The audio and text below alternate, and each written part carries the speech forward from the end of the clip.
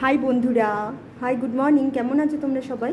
দেখো আজকে তো রবিবার, তো সকালবেলায় আমি একটু তরকারি করে নিয়েছি।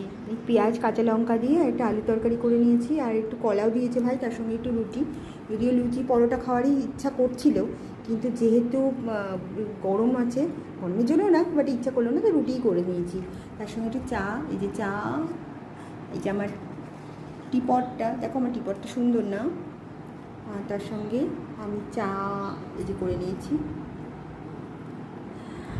তো এইভাবে আমি করে নিয়েছি, আর এখন খাবো।